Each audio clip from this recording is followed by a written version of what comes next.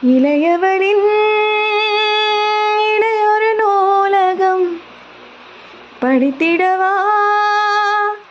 பணிவிழும் இரவுகள் 1000 இடைவெளி எதற்கு சொல் நமக்கு உன்னானம் ஒரு முறை விடுமுறை எடுத்தால் என்ன என்னை தீண்டக்கூடாதென வானோடும் சொல்லாது வங்கக்கடல் என்னை ஏந்த கூடாதென கையோடும் சொல்லாது புல்லாங்குழல்